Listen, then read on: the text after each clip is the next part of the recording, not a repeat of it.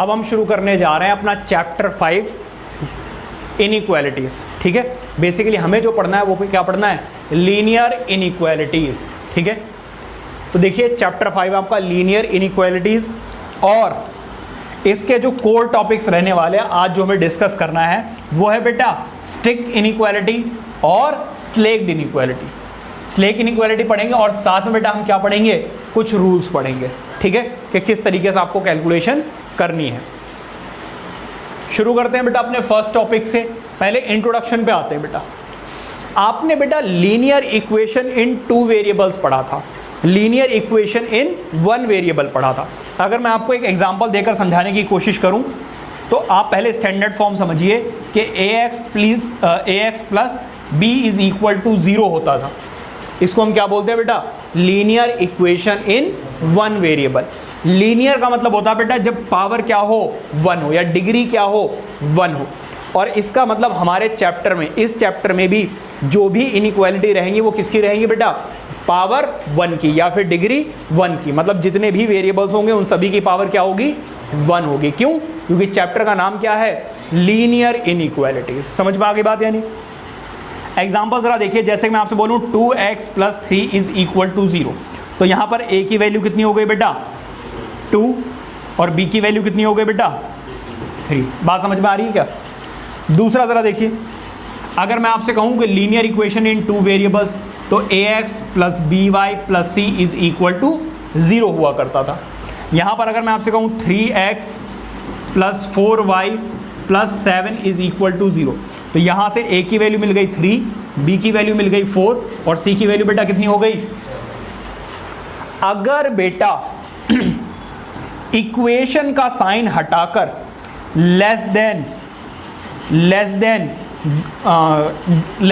Greater than और greater than equals to less than equals to के जब sign आ जाते हैं, मतलब मैंने ऐसे लिख दिया 2x plus 3y is less then 7, equal का साइन हटाकर बेटा अगर इनइक्वालिटी का साइन लगा दें तो बेटा इसको हम क्या बोलते हैं, इनइक्वालिटीज। जैसे कि मैं आपसे ये कहूं कि number of boys in this class is greater then the number of girls, तो बेटा ये क्या हो गई, इनइक्वालिटी हो गई। यहां पे इक्वल नहीं है, यहां पर बॉयज ज्यादा और गर्ल्स कम है। Are you getting my point. तो यहां पर हर बार इक्वेशन नहीं बनेगी। ठीक है, तो यहां पर हमेशा इक्वेशन नहीं बनेगी, तो आपको इनइक्वालिटी वाले केस यूज करने पड़ेंगे। ठीक है, प्लीज। अच्छा, मैं अगर आपसे ऐसे बोल दूं कि 2 नंबर्स का सम हमेशा 10 से बड़ा रहेगा, ऐसे 2 नंबर बताइए जिनका सम हमेशा बेटा क्या रहेगा, 10 से ग्रेटर रहेगा, तो इस केस में बेटा क्या होगा, इनइक्वालिटी का साइन आएगा, यहाँ पे इक्वल का साइन नहीं आएगा। Are you getting my point. तो बेटा जब less than greater than, less than equals to, greater than equal to का साइन आ जाता है तो उसको हम क्या बोलते हैं, इनइक्वालिटीज बोलते हैं। तो आज तक तो हम इक्वेशन सॉल्व करते आए हैं, अब हम बेटा क्या करेंगे, सॉल्व इनइक्वालिटीज। ठीक है, जरा डेफिनेशन देख लीजिए बेटा इनइक्वालिटी की। क्या कह रहे हो आपसे, 2 रियल नंबर्स और 2 algebraic expressions connected by the symbol less than, greater than, less than और इक्वल टू, बेटा ये आएगा ऐसे। रुक जाओ,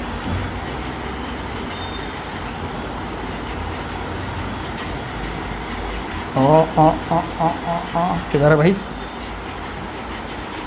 ये देखो लेस देन और इक्वल्स टू, और यहां पर बेटा ग्रेटर देन और इक्वल टू। जब ऐसा कुछ आ जाता है 2 मैथमेटिकल एक्सप्रेशन के बीच, तो बेटा उसको हम क्या बोलते हैं, लीनियर इनइक्वालिटीज या फिर इनइक्वालिटीज। ठीक है, इनइक्वालिटी या फिर इनइक्वेशन। इनइक्वालिटी बोलूं या इनइक्वेशन बोलूं, बात एक ही है। ठीक है, मोस्टली बेटा इनइक्वालिटी ही यूज होता है। आ जाइए बेटा आगे,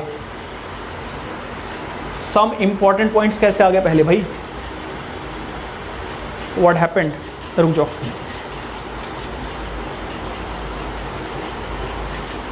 बैक आ जाओ।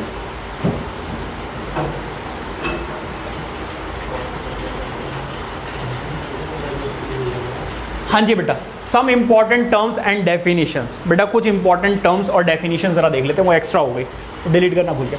बेटा पहला क्या है, स्ट्रिक्ट इनइक्वालिटी। स्ट्रिक्ट इनइक्वालिटी का क्या मतलब होता है? अगर मैं आपसे स्ट्रिक्टली बोल दूं किसी चीज़ के लिए कि भाई ये करना ही है या नहीं करना है, तो मैं आपसे स्ट्रिक्टली बात कर रहा हूँ। इसी तरीके से जब कोई इक्वेशन ऐसी आ जाए कि x is greater then y हमेशा, या फिर a is less than b, यहां पर मैं आपसे स्ट्रिक्टली बोल रहा हूं कि x की वैल्यू हमेशा क्या होगी बेटा, y से बड़ी ही होगी, छोटी नहीं हो सकती। और यहां पर मैं आपसे कह रहा हूं a is always less than b, strictly बोल रहा हूं बेटा a की वैल्यू हमेशा b से छोटी होनी चाहिए। Are you getting my point? तो जब आप स्ट्रिक्टली बोलते हो तो बेटा इस केस में इक्वल का साइन नहीं आता है। जब इक्वल का साइन नहीं लगा हुआ है तो ऐसी इनइक्वालिटी को हम क्या बोलते हैं, स्ट्रिक्ट इनइक्वालिटी बोलते हैं। समझ में आ गई बात है? जैसे 5 इज ग्रेटर देन 3, स्ट्रिक्टली, ठीक है। चलो डेफिनेशन देखते हैं जरा, वो आपसे क्या कह रहे हैं। The inequality containing less than और greater than is called strict inequality. Strict inequality, ठीक है। The strict inequality can be of the following form, of the following form, ठीक है। कौन कौन सी बेटा, a is less than b, और दूसरा बेटा क्या हो सकता है, दूसरा हो सकता है a is greater than b, equal to और लेस देन का साइन हो, लेस देन या ग्रेटर देन का साइन हो तो उसको हम क्या बोलते हैं, स्ट्रिक्ट इनइक्वालिटी बोलते हैं। दूसरी होती है बेटा स्लेक्ड इनइक्वालिटी, वो आपसे ये कहते हैं कि जो x की वैल्यू है वो ग्रेटर देन और इक्वल टू y है। तो इस केस में बेटा क्या आ गया, इक्वल का भी साइन आ गया। जब इक्वल का भी साइन आ जाता है तो बेटा उनको हम क्या बोलते हैं, स्लेक इनइक्वालिटी बोलते हैं। समझ में आ रही बात है? नाम से ही समझ जाओगे, स्ट्रिक्ट और स्लेक। क्या होगा बेटा स्लेक इनइक्वालिटी में, जरा समझ लीजिए। हाँ जी बेटा देख लीजिए, इनको थोड़ा सा मैं रीअरेंज कर दूं।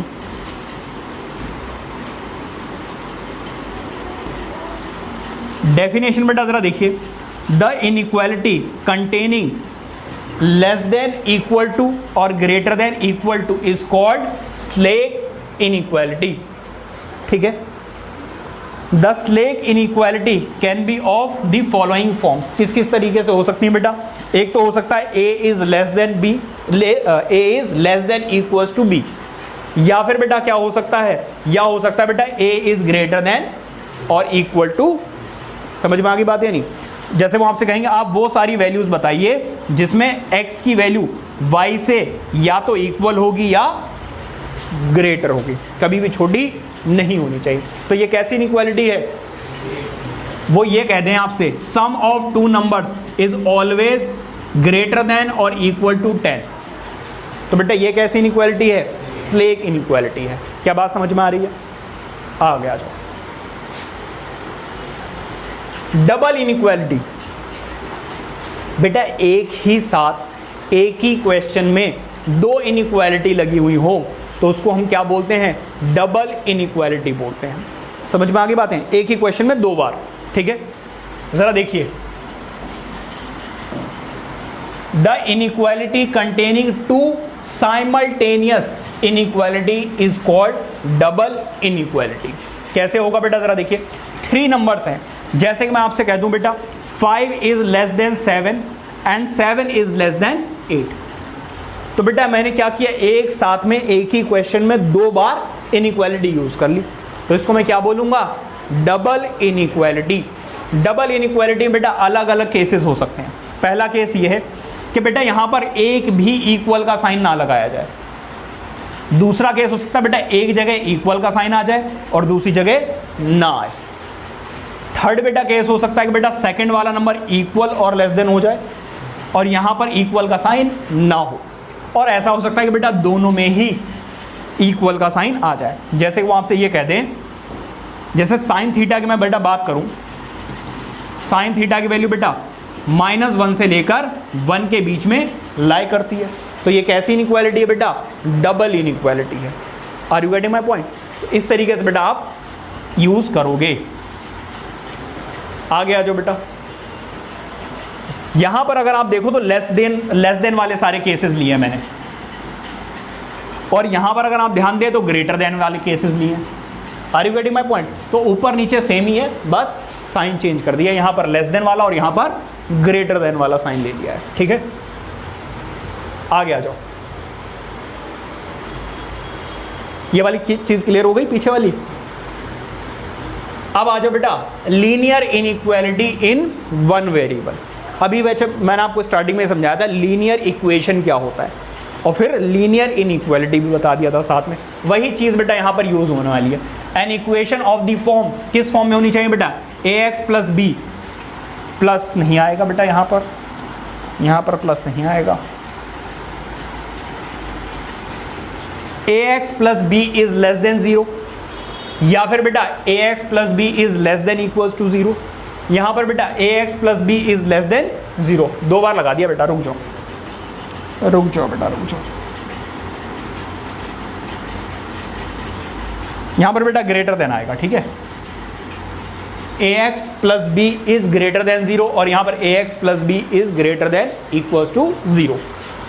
एग्जाम्पल देख लीजिए, मैं लिख दूं बेटा 7x plus 3 is greater than equals to 0। तो यहां पर देखिए लीनियर इक्वेशन इसलिए है क्योंकि वेरिएबल की पावर 1 है या फिर डिग्री 1 है, और इन वन वेरिएबल इसलिए है क्योंकि सिर्फ एक ही वेरिएबल है। Are you getting my point? तो linear equation in one variable है। क्या इसके और एग्जांपल्स देने की जरूरत है, या बात समझ में आ गई है? क्लियर है? आप जरा देखिए, कुछ बातों का बेटा ख्याल रखना पड़ता है हमेशा जब भी मैथमेटिक्स हम सॉल्व करते हैं। तो वेयर ए एंड बी, आपको पता है ए और बी क्या है? रियल नंबर है, और एक्स क्या है बेटा? वेरिएबल है, ठीक है। Is called linear inequality in one variable. तो क्या होना चाहिए बेटा? ए और बी रियल नंबर होने चाहिए, और ए की वैल्यू बेटा 0 नहीं होनी चाहिए, क्योंकि अगर ए की वैल्यू 0 हो गई, जैसे मान लीजिए 3x plus 4 is greater than 0 लिखा हुआ है, अगर यहां पर 3 की जगह 0 हुआ तो बेटा क्या हो जाएगा? ये तो खत्म हो जाएगा। खत्म हो गया तो 4 इज ग्रेटर देन 0, तो इनइक्वालिटी को जरूर सेटिस्फाई कर रहा है, बट ये बेटा linear equation in one variable नहीं है, क्योंकि वेरिएबल ही खत्म हो गया, ठीक है। अब आ जाओ बेटा आगे, linear inequality in two variable. Two variable बेटा अभी मैंने आपको स्टार्टिंग में इसीलिए समझाया था कि linear equation in two variable क्या होता है, ऐसा होता था। अब बस ये इक्वल की जगह हटकर कभी लेस देन, कभी ग्रेटर देन, कभी लेस देन इक्वल्स टू, कभी ग्रेटर देन इक्वल टू का साइन आता रहेगा। और यहाँ पर भी बेटा ए, बी और सी क्या हैं? रियल नंबर से बिलोंग करेंगे ऑब्वियसली। और यहाँ पर भी बेटा ए की वैल्यू और बी की वैल्यू 0 नहीं होनी चाहिए, क्योंकि अगर ए और बी दोनों 0 हो गए या एक भी 0 हो गया तो फिर ये linear equation in one variable बन जाएगा। हाँ जी मैम, ऐसे मुझे याद नहीं मैम, द साइड मूव क्या हो, ठीक है मैम, क्लास है तो इधर वाली है, इधर वाली कॉर्नर वाली, इधर साइड की सबसे नीचे इधर वाली। हाँ जी, हाँ क्या स्टार्टिंग से ही समझा रहा हूँ भाई, कुछ भी कराएंगे। हाँ ये देखो बेटा, ax plus B Y plus C is less than 0। यहाँ पर बेटा क्या है? ax plus B Y plus less than equals to 0, ठीक है। अब ग्रेटर देन का साइन आ जाएंगे, बस इतना सा डिफरेंस है। साइन चेंज होते रहेंगे, कभी लेस देन, कभी इक्वल टू, कभी लेस देन इक्वल्स टू, कभी ग्रेटर देन इक्वल्स टू, और कभी ग्रेटर देन, ठीक है। अब जरा देखिए, अच्छा इनके सॉल्यूशंस कैसे निकालेंगे? सॉल्यूशन बिल्कुल वैसे ही निकाले जाएंगे जैसे पहले निकाले जा रहे थे, बट कुछ रूल्स भी पढ़ने हैं हमें उसके लिए, ठीक है। जरा देखिए, आपको इसमें बिल्कुल प्रॉब्लम नहीं आने वाली, बिल्कुल वही सिंपल जो पहले करते थे वही करना है, थोड़े बहुत बस चेंजेस आएंगे, ठीक है। देखो इधर A B C real number से बिलोंग कर रहे हैं, ए और बी की वैल्यू बेटा 0 नहीं होनी चाहिए, जो चीज़ मैंने आपको पहले ही बता दी है। और x और y यहाँ पर बेटा क्या है? वेरिएबल्स हैं, ठीक है। अगर ऐसा है तो फिर बेटा ये क्या हो जाएगा? Linear equation in two variables x and y, ठीक है। इसका एग्जांपल दे दूं क्या? एक ऐसे दे देंगे बेटा, 3x minus 4y plus 7 is greater than equals to 0। ये क्या है? एग्जाम्पल है linear equation in two variables का, ठीक है। Linear inequality in two variable, equation नहीं बेटा, linear inequality in two variables, ठीक है। हाँ सी जीरो हो सकता है, रियल नंबर है ना वो, तो जीरो हो सकता है, कोई दिक्कत नहीं, सिर्फ ए के लिए कंडीशन है। सॉल्यूशन ऑफ एन इक्वालिटी, भाई सॉल्यूशन ऑफ एन इक्वालिटी क्या होता है? कोई भी ऐसा सॉल्यूशन, कोई भी ऐसा नंबर जो इनइक्वालिटी को सेटिस्फाई करेगा, उसको हम क्या बोलेंगे? Solution of inequality. जैसे कि एग्जांपल देख लीजिए बेटा, मैं आपसे कहूँ x इज ग्रेटर देन 4, तो x की वैल्यू अगर मैं 5 ले लूँ तो बेटा 5 इज डेफिनेटली ग्रेटर देन 4, तो बेटा ये क्या है इसका सॉल्यूशन। अगर मैं आपसे कहूँ x plus Y is greater than 4, तो आप बेटा पुट कीजिए x की वैल्यू 3 एंड y की वैल्यू 7, मान लीजिए कोई भी ले लो। अगर मैं यहाँ पे पुट करूँ 3 प्लस 7 इज ग्रेटर देन 4, तो बेटा दोनों को ऐड करो, क्या आ जाएगा 10, और 10 इज डेफिनेटली ग्रेटर देन 10। इसका मतलब ये है x is equals to 3 and y is equal to 7 is a solution of this inequality. क्या बात समझ में आ रही है? तो इस तरीके से बेटा सॉल्यूशन निकाल लें। देखो इधर जरा। अच्छा, सॉल्यूशन बेटा वैल्यू भी हो सकती है, वैल्यूज भी हो सकती है। क्या यही दो नंबर हैं जिनका सम 4 से बड़ा है? 5 प्लस 5 लोगे तब भी बड़ा आ जाएगा, 3 प्लस 7 ले लो 12 ले लोगे तब भी बड़ा आ जाएगा, ठीक है। तो the equation, the values, value या वैल्यू क्यों लिखा सर? ऐसे तो हमेशा ज़्यादा आएगा, ऐसा नहीं बेटा। ज़रा देखिए, मैं आपसे कह रहा हूँ x plus Y is greater than equals to 2, रुक जाओ, ऐसे मैंने ले लिया 3, ठीक है। ऐसे दो नंबर्स जिनका सम हमेशा 3 से छोटा होना चाहिए, और जहां पर x एंड y बेटा कहां से बिलोंग कर रहे हैं? नेचुरल नंबर से बिलोंग कर रहे हैं। अब बेटा 1 प्लस 1 पुट करोगे तभी आंसर 3 आएगा। इसके अलावा क्या कोई दूसरा सॉल्यूशन है इसका? 1 प्लस 2 पुट करोगे तो 3 आ जाएगा, और ये कैसी इनइक्वालिटी है? स्ट्रिक्ट इनइक्वालिटी है। तो ऐसा भी हो सकता है कि दुनिया में सिर्फ एक ही सॉल्यूशन हो। अगर यहाँ पे मैं रियल नंबर कर दूँ तो आप पॉइंट में भी ले सकते हो। Are you getting my point? तो यहाँ पर नेचुरल नंबर है, तो ऐसा भी हो सकता है कि सिर्फ एक वैल्यू आए, ऐसा भी हो सकता है ज़्यादा भी वैल्यूज आ सकती हैं। तो ज़रा ध्यान दीजिए, the values of the variables, variable हो सकता है और वेरिएबल्स भी हो सकते हैं, कि जैसे यहाँ पे सिर्फ एक वेरिएबल और यहाँ पर 2 वेरिएबल्स हैं, ठीक है। That make the inequality true, जो इनइक्वालिटी को बेटा क्या कर दें? ट्रू कर दें। देखो यहाँ पर कि 10 is obviously greater than 4। Statement true is called the solution of the given inequality. तो x और y की उन वैल्यूज को हम क्या बोलते हैं? Solution of the inequality. समझ में आ रही बात या नहीं? अब जरा देखिएगा, solution of an inequality, solutions होगा यहाँ पर शायद से। अच्छा, सॉल्यूशन सेट है बेटा, सॉल्यूशन सेट। सेट का क्या मतलब है बेटा? Collection of all the numbers. Solution बेटा एक हो सकता है, 2 हो सकता है, 3 हो सकते हैं, बहुत ज़्यादा हो सकते हैं। और जब बहुत ज़्यादा चीज़ें होती हैं तो उसको हम किस फॉर्म में लिखते हैं? सेट की फॉर्म में लिखते हैं, और जिसमें भी हम क्या सेट बिल्डर फॉर्म में मोस्टली लिखते हैं, ठीक है। रोस्टर फॉर्म में भी हो सकता है। So this set of all possible solutions of an inequality is called the solution set of the given inequality. मतलब सारे के सारे सॉल्यूशन को लिख दीजिए आप, उसको हम क्या बोलेंगे बेटा? सॉल्यूशन सेट, क्योंकि बहुत सारे सॉल्यूशन हो सकते हैं, ठीक है। अब इस चीज़ को समझेंगे हम कि क्या है इसका मतलब। अब बेटा ज़रा देखिए, algebraic solution of inequalities in one variable. One variable में बेटा कैसे आप सॉल्व करेंगे उसके बारे में बात करते हैं। बेसिकली सॉल्व बिल्कुल वैसे ही करना है। अभी हम रूल्स पढ़ने वाले हैं, तब मैं आपको कुछ सॉल्यूशंस करवाऊंगा। ज़रा समझिए, पहला रूल, अच्छा ये रूल ही आ गए बेटा, सॉरी ये क्या आ गए? अब हमारे रूल्स आ गए।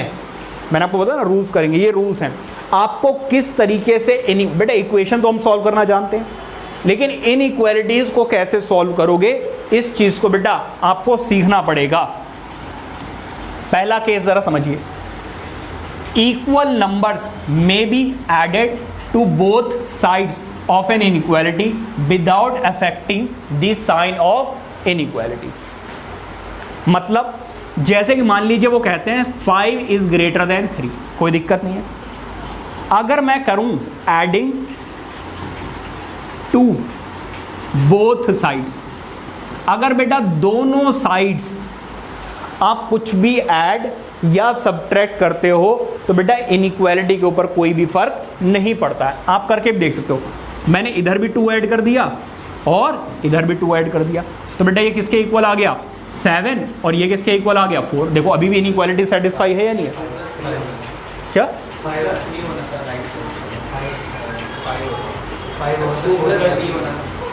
अच्छा ये 3 था, ओके सॉरी 5 आ गया, बताइए कोई दिक्कत? तो अभी भी तो बेटा इनइक्वालिटी सेटिस्फाई हो रही है। तो इसी तरीके से अगर आप सब्ट्रैक्ट, मान लो दोनों तरफ से मैं -1 सब्ट्रैक्ट कर दूं, 1 को सब्ट्रैक्ट कर दो तो बेटा यहाँ पे आ जाएगा 4 और यहाँ पे क्या आ जाएगा 2, अभी भी इनइक्वालिटी सेटिस्फाई है। तो बोथ साइड्स अगर आप कुछ भी ऐड या सब्ट्रैक्ट करते हो तो इनइक्वालिटी पे कुछ भी फर्क नहीं पड़ता है। बताइए कोई दिक्कत?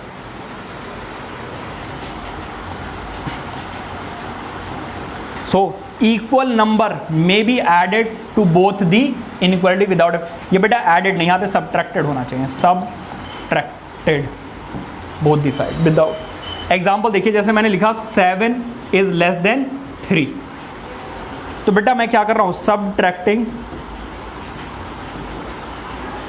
टू बोथ साइड्स, दोनों तरफ बेटा मैं क्या कर रहा हूं 2 सब्ट्रैक्ट कर रहा हूं, तो बेटा क्या होगा 7 - 2 और 3 - 2, तो क्या आ जाएगा बेटा 5। मैंने उल्टा लिख दिया क्या? साइन गलत लगा दिया मैंने, रुक जाओ बेटा सॉरी। बेटा 7 इज ग्रेटर देन 3 ये है बेटा, यहां से मैंने क्या किया 2 सब्ट्रैक्ट कर दिया। क्या सब्ट्रैक्ट कर दिया बेटा 2, तो यहां से भी 2 सब्ट्रैक्ट हो जाएगा और यहां से भी 2 सब्ट्रैक्ट हो जाएगा, तो यहां पे क्या आ जाएगा बेटा 5 और यहां पे क्या आ जाएगा बेटा 1। तो देखो अभी भी इनइक्वालिटी क्या है, बिल्कुल सही है, कोई दिक्कत वाली बात नहीं है। क्लियर हो रही बात या नहीं? तो दोनों साइड अगर आप कुछ ऐड या सब्ट्रैक्ट करते हो तो कुछ भी फर्क नहीं पड़ता है। तो बिल्कुल वैसे ही, ऐसे ही तो हम इक्वेशन में भी करते थे। इक्वेशन में भी अगर हम दोनों तरफ कुछ भी ऐड या सब्ट्रैक्ट कर दें तो हमारे आंसर पे कुछ भी फर्क नहीं पड़ता था। अब आ जाओ बेटा मल्टीप्लिकेशन। बेटा मल्टीप्लिकेशन में फर्क पड़ेगा, हम बोथ साइड बेटा मल्टीप्लिकेशन मल्टीप्लाई कर लेते थे ना, हमारे आंसर पे कुछ भी फर्क नहीं पड़ता था, लेकिन यहां पर फर्क पड़ेगा बेटा। देखो कैसे, देखिए जरा, both sides of an equality can be multiply by the same positive number without affecting the inequality. बेटा मैंने लिया 5 और यहां पे लिया 7 और मैं क्या कर रहा हूं बेटा मल्टीप्लाइंग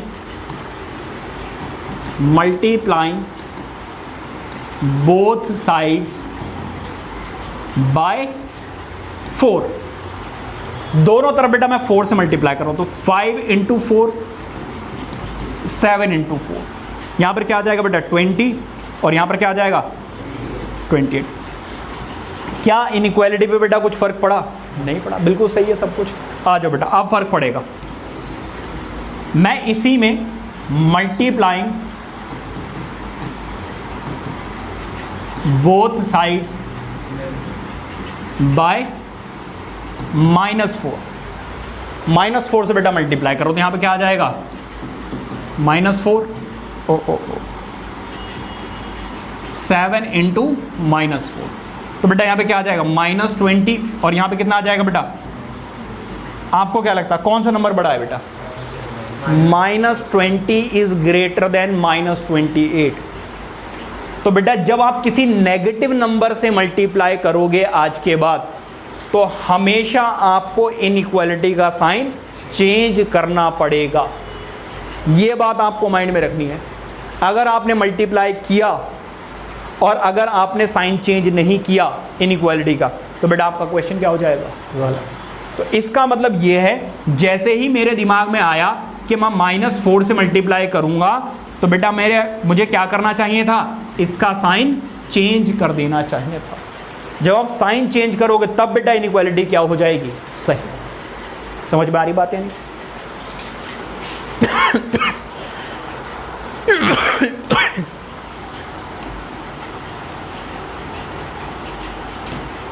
ये बेटा जो मल्टीप्लिकेशन वाला साइन है, केस है, वही सेम अप्लाई करेगा किस पर, डिवाइड पे।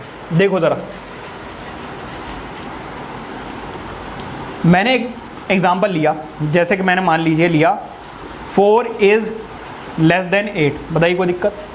मैं बेटा यहाँ पे मल्टीप्लाई कर रहा हूँ, सॉरी डिवाइड कर रहा हूँ 2 से, मैं लिख दूंगा यहाँ पे डिवाइडिंग बोथ साइड बाय 2। जब बेटा आप इसको 2 से डिवाइड करोगे तो यहाँ पर भी 2 आ जाएगा और यहाँ पर भी 2 आ जाएगा, तो यहाँ पर आ जाएगा 2 और यहाँ पर आ जाएगा 4। बेटा अभी भी हमारी इनइक्वालिटी पे कुछ भी फर्क नहीं पड़ा। लेकिन बेटा जैसे ही मैं इसको -2 से डिवाइड करूंगा तो बेटा यहाँ पर क्या आएगा, -2, और यहाँ पर क्या आएगा बेटा, -4। क्या आपको लगता है कि ये वाला नंबर बड़ा है? बेटा नेगेटिव साइन होने की वजह से ये वाला नंबर छोटा है और ये वाला नंबर बड़ा है। तो जब भी आप किसी नेगेटिव नंबर से डिवाइड करेंगे तो बेटा आपको क्या करना पड़ेगा, साइन चेंज करना पड़ेगा। तो मल्टीप्लिकेशन और डिवीजन में आपको याद रखना है, एडिशन सब्ट्रैक्शन में कुछ भी फर्क नहीं पड़ेगा, चाहे आप माइनस नंबर ऐड करो या पॉजिटिव नंबर ऐड करो, कुछ भी फर्क नहीं पड़ेगा, ठीक है? सिर्फ मल्टीप्लिकेशन और डिवीजन में फर्क पड़ेगा। Are you getting my point? अब जरा देखिए, when both sides are divided by negative number the sign of the inequality reversed, ठीक है? तो बेटा जब आप किसी नंबर को मल्टीप्लाई या डिवाइड करोगे तो उस केस में क्या हो जाएगा, साइन रिवर्स हो। जरा ध्यान देना बेटा, देवी और सज्जनों ध्यान दें, बहुत जरूरी चीज सिखा रहा हूं। -2x इज ग्रेटर देन 4, ऐसा लिखा हुआ है। अब इस -2 को हम लोग ले जाकर उधर डिवाइड कर देते थे ना, आप यहां पर भी कर सकते हो, कोई दिक्कत नहीं है। तो बेटा होगा क्या, ऐसे आ जाएगा।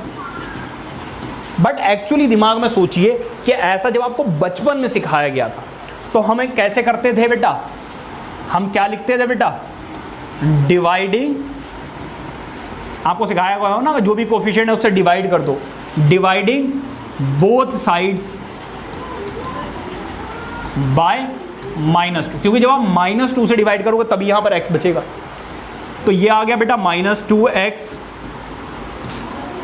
अभी मैंने आपको सिखाया जब आप साइन चेंज करके डिवाइड करते हो तो बेटा आपको बीच का साइन क्या करना पड़ेगा, चेंज करना पड़ेगा या फिर रिवर्स करना पड़ेगा। तो बेटा ये कैंसिल आउट हो गया, तो x की वैल्यू क्या आ गई बेटा, -2। इसका मतलब अगर आप ये चीज ना करो कोई दिक्कत नहीं, आप डायरेक्टली उधर जाकर अगर डिवाइड करना चाहते हैं आप कर सकते हैं, लेकिन बेटा आपको साइन क्या करना पड़ेगा, चेंज करना पड़ेगा। और ये चीजें आपको आएंगी बेटा किससे, प्रैक्टिस से। ये साइन याद रखने वाला कि साइन चेंज करना है आपको प्रैक्टिस से आएगी। समझ में आ रही बात है नहीं? तो ये देखो मल्टीप्लाई हो रहा है, उधर जाकर डिवाइड, नेगेटिव साइन जाकर उधर डिवाइड हो रहा है ना। बेसिकली आपको दिमाग में ये रखना है कि डिवाइडिंग बोथ साइड बाय -2। और अगर ये चीज़ दिक्कत करे तो बेटा सिंपली आप ऐसे कर रहा, multiplying both side by negative number, adding dividing both side by this number. तो उससे आपके माइंड में क्लियर रहेगा कि आपको साइन चेंज करना है या नहीं करना है। समझ में आ रही बात है नहीं? तो इस तरीके से बेटा आपको सॉल्व करना है। आई होप कि आपको समझ में आ गया होगा कि किस तरीके से इनइक्वालिटी को हैंडल करना है। बाकी सॉल्यूशंस तो आपको तभी समझ में आएंगे जब आपको एग्जांपल्स और क्वेश्चंस कराए जाएंगे। क्लियर हो रही बात या नहीं? Please note it down. एक एग्जाम्पल कर लेते हैं, रुक जाओ एक एग्जाम्पल करा देता हूँ, ठीक है? कैसे होगा ज़रा समझिए। 2 एग्जाम्पल करा देता हूँ बेसिकली। मान लीजिए मैंने कहा 2x + 7 -2x + 7 is greater than equals to 12। अब बेटा मैं क्या करूँगा, मुझे ये 7 हटा, मुझे x की वैल्यू फाइंड आउट करनी है। अगर मुझे x की वैल्यू फाइंड आउट करनी है तो मुझे पहले ये 7 हटाना पड़ेगा और फिर ये -2 भी हटाना पड़ेगा। तो देखो मैं क्या करूं, सबट्रैक्टिंग 7 बोथ साइड्स। क्या कर रहा हूं बेटा, सबट्रैक्टिंग 7 फ्रॉम बोथ साइड्स, दोनों साइड से बेटा आप क्या कर दीजिए सबट्रैक्ट। तो क्या आ जाएगा, -2x + 7, यहां पर भी -7 और यहां पर भी। सर आपने बोला था नेगेटिव साइन हो तो साइन इनइक्वालिटी चेंज कर लेना, एडिशन सब्ट्रैक्शन में नहीं करना है। एडिशन सब्ट्रैक्शन में कुछ भी फर्क नहीं पड़ेगा, एग्जांपल देकर आपको समझा दिया गया। ऐसा करने से बेटा क्या हुआ जरा समझिए, 7 से 7 कैंसिल आउट हो गया, बाकी सब कुछ बेटा एज इट इज। यहां पे कितना आ गया, 5। अब बेटा मैं क्या कर रहा हूं, डिवाइडिंग बोथ साइड्स बाय -2 -2 से करोगे बेटा क्या आ जाएगा, -2x डिवाइडेड बाय -2। और यहां पर बेटा साइन क्या हो जाएगा, चेंज। मेरे बच्चों ये याद रखना, कहीं भावनाओं में बह जाओ और ये लो जी कर दिया डिवाइड, ठीक है। अब देखो ये कैंसिल आउट हो गया बेटा, और यहां पर क्या आ जाएगा, x इज लेस देन और इक्वल टू -5/, ये बेटा है इसका आंसर। समझ में आ रही बात है नहीं। एक और एग्जांपल ले लेते हैं, 2.5 हाँ कर दो, उससे कोई दिक्कत नहीं, वो कोई दिक्कत नहीं है। मान लीजिए बेटा s दे दिया जाए आपको, -3x, या फिर देखो चलो ठीक है, -3x + 2 इज लेस देन 4 और ग्रेटर देन -2, एस दे दिया, ठीक है। अब बेटा इसको कैसे सॉल्व करोगे, बेटा मुझे बीच में x की वैल्यू निकालनी है। ये डबल इनइक्वालिटी वाला क्वेश्चन आ गया। अगर बेटा मुझे ऐसा करना है तो मुझे बोथ साइड्स, क्या मैं लिख नहीं रहा हूं लेकिन लिख दोगे आप स्टेटमेंट, क्या करना होगा बेटा, subtracting -2 from all the sides, ठीक है। तो बेटा क्या हो जाएगा, यहाँ पे -2, यहाँ पर भी -2, यहाँ पे -3x, यहाँ पर +2 और -2 और 4 -2, बताइए कोई दिक्कत। इसको सॉल्व करोगे तो -4, यहाँ पे बचा -3x, 2 से 2 बेटा क्या हो गया, कैंसिल आउट, और यहाँ पे क्या आ जाएगा 2, बताइए कोई दिक्कत। बेटा -3 आ रहा है, मुझे डिवाइड करना पड़ेगा किससे, -3 से। अब देखो अगर आपने ऐसे नहीं सीखा कि डिवाइडिंग, तो बेटा इसको ले जाकर उधर डिवाइड करोगे या इधर डिवाइड करोगे, बताओ। दोनों साइड डिवाइड करना पड़ेगा, ऐसा नहीं कि ये मल्टीप्लाई हो रहा उधर जाकर डिवाइड हो जाएगा। आप इधर भी डिवाइड कीजिए और इधर भी, सिंगल नंबर से। तो ये कंफ्यूजन ना क्रिएट हो तो मैं क्या लिखूंगा, डिवाइडिंग बाय -3। ऐसा करने से बेटा यहां पर भी -3 आ जाएगा, और देखो बेटा क्या करना होगा, साइन चेंज। क्या करना होगा बेटा, ये अभी आपको लग रहा होगा कि ठीक है समझ में आ गया, प्रैक्टिस करनी पड़ेगी बेटा, साइन चेंज बहुत दिक्कत करता है, ठीक है। यहाँ पर क्या आ गया बेटा, 4/3, क्योंकि माइनस से माइनस कैंसिल आउट हो गया। यहाँ पर भी बेटा ये पूरा का पूरा कैंसिल आउट हो गया, x आ गया, और यहाँ पर बेटा क्या आ गया, -2/3। ये है इसका सॉल्यूशन। और आपने इंटरवल्स पढ़े थे, greater than this, less than, close interval, open interval. इसको अगर आप इंटरवल में लिखोगे तो बेटा देखो कैसा इंटरवल है, ओपन इंटरवल है। ओपन इंटरवल ऐसे ही थोड़ी ना फ्री में सिखाए गए थे आपको इसका आंसर ऐसे लिखना पड़ेगा। समझ में आ रही बात या नहीं। यहां पर बेटा कैसे लिखोगे इसका आंसर, पता है आप कैसे लिखोगे, जरा देखो इसकी वैल्यू क्या है, इससे छोटी है, इससे भी छोटी है, और अगर बेटा छोटी है क्योंकि इक्वल का साइन लगा हुआ है तो यहां पर तो ये आएगा। इससे छोटी वैल्यू क्या हो सकती है बेटा, -∞ तक हो सकती है, और इन्फिनिटी पे बेटा हमेशा ओपन इंटरवल लगता है, कभी भी क्लोज इंटरवल नहीं लगता है। तो आपको अपने आंसर्स ऐसे देने हैं बेटा इंटरवल्स में, इस बात का भी अब आप ख्याल रखेंगे। Is that clear. आइए देखते हैं कि किसी भी सॉल्यूशन को ग्राफिकली कैसे रिप्रेजेंट किया जा सकता है। हमने इंटरवल्स में तो सीख लिया है, ठीक है। अब हमें क्या देखना है, ग्राफिकली। मान लीजिए बेटा आपको एक इक्वेशन दे दी जाए, x + 3 इज ग्रेटर देन 7, ठीक है, ऐसा कुछ दिया हुआ है। तो बेटा ये प्लस में है, उधर जाकर क्या हो जाएगा, माइनस, हाँ जी, और x की वैल्यू बेटा क्या आ जाएगी, ग्रेटर देन 4। अब इस चीज को बेटा आप नंबर लाइन पर कैसे रिप्रेजेंट करोगे, जरा उस चीज पर फोकस कीजिए। मान लीजिए यह है आपकी नंबर लाइन, बीच में आएगा 0, फिर 1, फिर 2, फिर 3, फिर 4। थोड़ा सा इसको और बढ़ा लेते हैं, ठीक है। ये हो गया बेटा 5, फिर ये हो गया आपका 6, 7 एंड सो ऑन। इधर बेटा -1, -2, -3 एंड सो ऑन। अब आप बेटा इसको कैसे लिखोगे, जरा ध्यान देना। पहली बात तो वो कह रहे हैं x की वैल्यू 4 से बड़ी होनी चाहिए। बेटा 4 से बड़ी वैल्यू होगी तो क्या आएगा, बताओ जरा, 5 आएगा, ऐसा लग रहा है ना। ऐसा नहीं है बेटा 4.000000001 भी तो आएगा, फिर 4.0000012 आएगा। Are you getting my point. तो बहुत माइनर सी वैल्यू भी आ सकती है, तो आप डायरेक्टली 5 नहीं बोल सकते। अगर वो बोले नेचुरल नंबर तब आप 5 बोलोगे, अगर वो इंटीजर बोले तब आप 5 बोलोगे। लेकिन यहां पर वो क्या कह रहे हैं, ग्रेटर देन 4।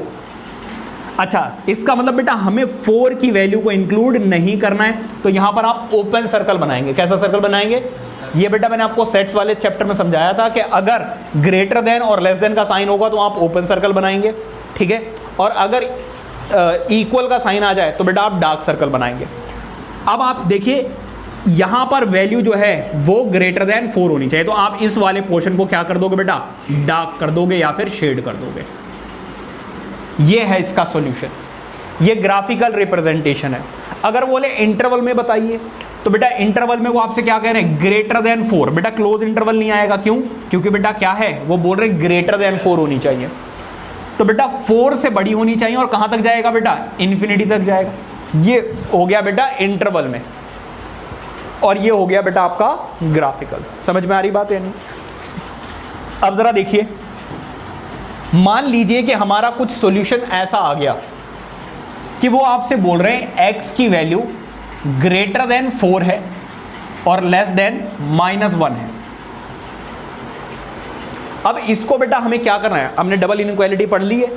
अगर हमारा आंसर कुछ ऐसा आ गया, मान लीजिए थोड़ी देर के लिए आएगा ही, मान क्या लीजिए, अब इसको बेटा आपको ग्राफिकली रिप्रेजेंट करना है।